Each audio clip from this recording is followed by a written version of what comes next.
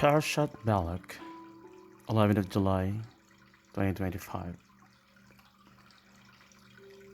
Theme: do justice, love kindness, and walk humbly with your God.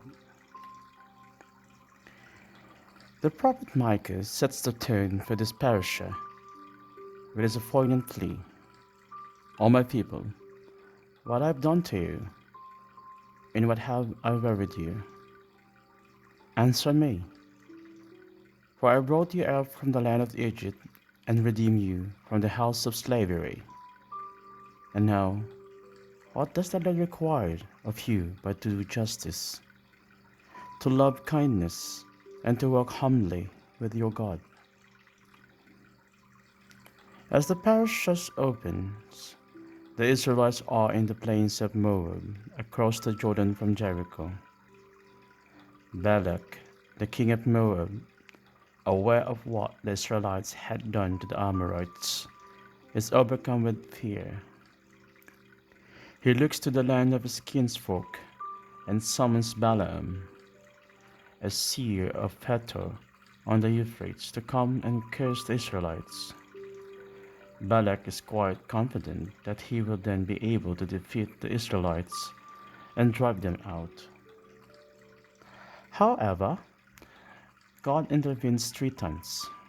The first goes when Balak sends elders of Moab and Midian to obtain the services of Balaam. But God informs Balaam, "You shall not go with them, and you shall not curse the people." Balak then sends more distinguished officials to Balaam, promising him great honors and compliance with whatever he might ask. Again, Balaam refuses, though Balak were to give me his house full of silver and gold. I could not go beyond the command of the Lord my God. At night, God comes to Balaam, instructing him to go with Balak's men, but to do only what God will tell him to do. In the morning, Balaam saddles his donkey and accompanies Balak's officials. On the road 3 times, the angel of the Lord blocks the road. Initially, only the donkey can see the angel, and he refuses to proceed even with Balaam's prodding. God enables the donkey to speak, demanding an explanation for Balaam's cruelty. When Balaam complains that the donkey is making a fool of him, the donkey recalls his faithful service over many years, deserving respect.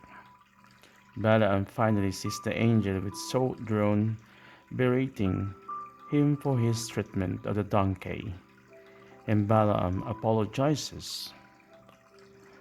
When Balak hears that Balaam has arrived, he takes him to the Bamoth Baal, and then the Sufim at the top of Pisgah, and then to the top of Pethor, overlooking the wasteland.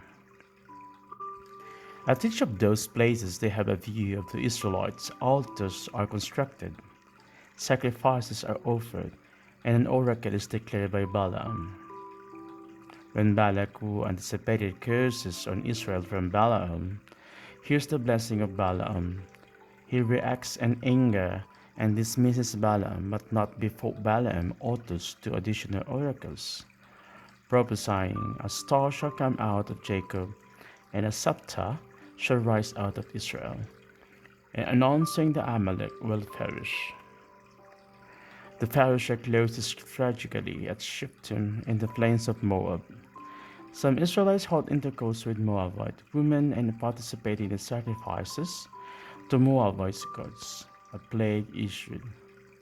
Moses had the chiefs of the people and others impaled in broad daylight, in the hope that the Lord's anger might be appeased. In that same spirit, seeing an Israelite leading a Midianite woman into his tent, Phinehas took a spear and killed them both. Then the plague stopped having claimed 24,000 lives. We recall the prophet Micah's lament: "O my people, what have I done to you? In what have I wearied you? Answer me." For reflection and discussion, the power of cursing or blessing is a thread running through this parashah. Are you aware of the experience of both or either of those? What effect has each had on you?